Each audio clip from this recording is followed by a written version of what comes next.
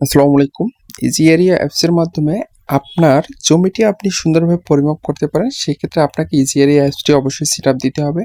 Setup দেওয়ার পর আপনার সামনে এরকম ৬টি ইন্টারফেস শো করবে, অর্থাৎ ৬টি অপশন চলে আসবে। সেক্ষেত্রে পিকচার দিয়ে জমি মাপার জন্য ২ নম্বর অপশনটিতে আপনাকে ক্লিক করে দিতে হবে। যখন আপনি ২ নম্বর অপশনটিতে ক্লিক করে দিলেন, তখন আপনার সামনে এরকম একটি পেজ চলে আসবে। পেজটির উপরে লক্ষ্য করুন, পিকচারের লোগো আছে, ওইখানে ক্লিক করার সামনে ইমেজ এবং পিডিএফ দুটি অপশন চলে আসবে। আপনি যদি পিডিএফ পিকচার দিয়ে জমি মাপতে চান সেক্ষেত্রে পিডিএফ, আর যদি ইমেজ পিকচার দিয়ে জমি মাপতে চান সেক্ষেত্রে আপনাকে ইমেজে ক্লিক করে দিতে হবে। আপনাকে ইমেজে ক্লিক করা মাত্রই আপনাকে আপনার ডাউনলোড পিকচার যেখানে থাকবে সেখানে আপনাকে নিয়ে যাবে, অর্থাৎ আপনি যেখানে গ্যালারি থেকে পিকচার রেখেছেন সেখান থেকে আপনি পিকচারটি নিয়ে আসবেন এবং নিয়ে এসে ইজি এরিয়ার ভেতরে অবশ্যই আপনাকে শো করতে হবে। ইজি এরিয়ার ভেতরে আপনি ডাউনলোড করা পিকচারটি যখন আপনি শো করবেন তখন কিন্তু আপনার সামনে একটি বড় আকার ধারণ করবে, অর্থাৎ ইজি এরিয়ার ভেতরে অ্যাপসটি কিন্তু আপনার পিকচারটিকে অনেক দূর ফাটাই দিবে, অর্থাৎ অনেক জুম করে দিবে। এখন আপনার একটাই কাজ, এই জুমটাকে আপনাকে স্পেস করে ছোট করে নিয়ে আসতে হবে। এখন আপনাকে যে একটি কাজ করতে হবে, এটিকে ছোট করার পরে আপনাকে পেজটি সেট আপ করে নিতে হবে, অর্থাৎ আপনার জমিটি যে মৌজাটা দিয়ে আপনি পরিমাপ করবেন সেই মৌজাটি আপনার কত ইঞ্চি ১ মাইল সেটা কিন্তু আপনাকে জেনে নিতে হবে। এখন আপনার যদি ৩২ ইঞ্চি হয় সেক্ষেত্রে আপনাকে একরকমভাবে সেট আপ করে নিতে হবে, আর যদি ১৬ ইঞ্চি ১ মাইল হয় সেক্ষেত্রে কিন্তু আপনাকে সেট আপ করে নিতে হবে। আমার যেহেতু স্কেলটি দেখুন ১৬ ইঞ্চি ১ মাইল রয়েছে, সেক্ষেত্রে অবশ্যই আমাকে সেট আপ করতে হবে। এই দেখুন আমি যেভাবে সেট আপ করবো, এখানে ডট ডট এই যে ঘরের মতনটি যে লম্বা লম্বা দাড়িটি আছে এইখানের মধ্যে কিন্তু আমাকে সেট আপ করে নিতে হবে। সেট আপ করার জন্য আপনাকে যেটা করতে হবে, আপনাকে প্রথম স্টেপ থেকে লাস্ট স্টেপ পর্যন্ত একটা কার্সার দিয়ে টানতে হবে, অর্থাৎ এই কার্সার বরাবর আপনাকে 660 করে দিতে হবে, অর্থাৎ ৬৬০ করে দিতে হবে। আপনি চাইলে কিন্তু হাফ হাফ করেও পরিমাপ করতে পারেন, অর্থাৎ এখানে ৩৩০ করেও দিতে পারেন। যেহেতু ৬৬০ এখানে আমরা ৬৬০ করে দিব। দেখুন 660, অর্থাৎ আমার এই লম্বা আকৃতির বরাবরটি আমাদের ৬৬০ হবে, অর্থাৎ আমি ওখানে ৬৬০ দিয়ে দিলাম। এখন দেখুন দুই দিকে কিন্তু লাল ফোটার নাগাদি দেখা যাচ্ছে এবং মাঝেও লাল ফোটার নাগাদি দেখা যাচ্ছে। এটা কিন্তু দুই ভাগ হয়ে গেছে, অর্থাৎ দুই দিকে ৩৩০ ৩৩০ করে হবে।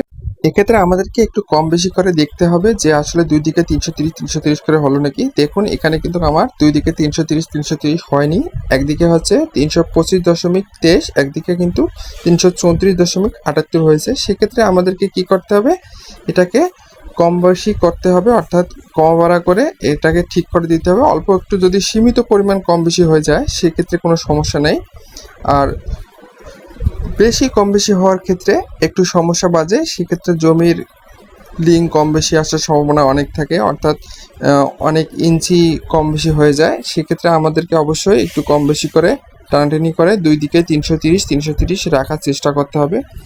এখন আমি ৩৩০ এবং ৩৩০ করার জন্য চেষ্টা করতেছি। দেখুন এখানে কিন্তু ৩৩০.৩৮ এবং ৩২৯.৬২ এর বেশি কিন্তু হচ্ছে না, যেহেতু একটু কম বেশি, একদিকে ৩৮ কম একদিকে ৩৮ বেশি, এটা কিন্তু কোনো সমস্যা নয়। আলহামদুলিল্লাহ তাতেই কিন্তু হয়ে যাবে।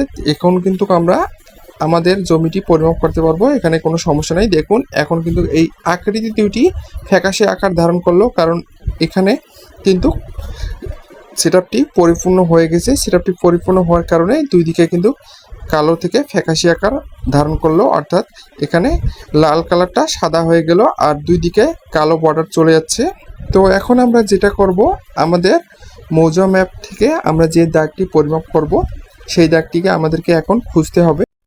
আমাদের খোঁজার সুবিধার্থে আমরা অবশ্যই কমা ভাড়া করে নিব, অর্থাৎ মৌজা ম্যাপটি আমাদেরকে কমা ভাড়া করে খুঁজতে হবে, অর্থাৎ আমাদের দাগটি কোথায় আছে সেটা কিন্তু আমাদেরকে খুঁজে বের করতে হবে।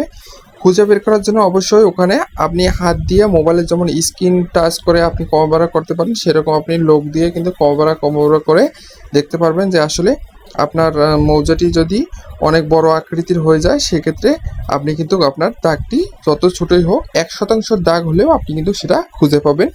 সেক্ষেত্রে আপনাকে কভারের সাহায্য নিয়ে কাজটি করতে হবে।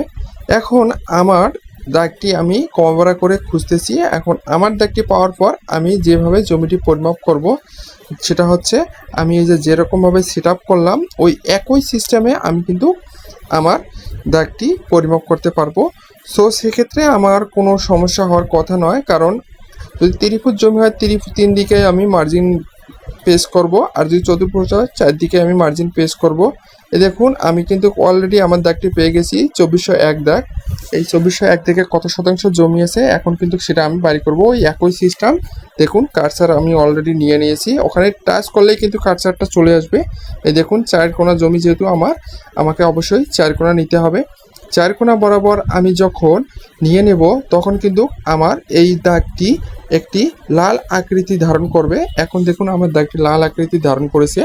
এখন এই আমার লাল আকৃতির দাগটি এখন আমি চারদিকে কোন দিকে কত ফুট সেটা দেখার জন্য ওখানে ক্লিক করব। ক্লিক করা মাত্রই দেখুন আমার কোন দিকে কত ফুট জমি রয়েছে সেটা কিন্তু অবশ্যই দেখাই দিতেছে। এখন এখানে কত শতাংশ জমি আছে এটা কিন্তু চাইলে আমি হিসাব করেও দেখতে পারি, অথবা এখানে উপরে দেখুন এরিয়া নামে একটি অপশন লেখা আছে, ওই এরিয়াতে দেখুন কত শতাংশ জমি আছে ওখানে কিন্তু আমরা দেখতে পাবো। ধন্যবাদ, আসসালামু আলাইকুম, ভালো থাকবেন।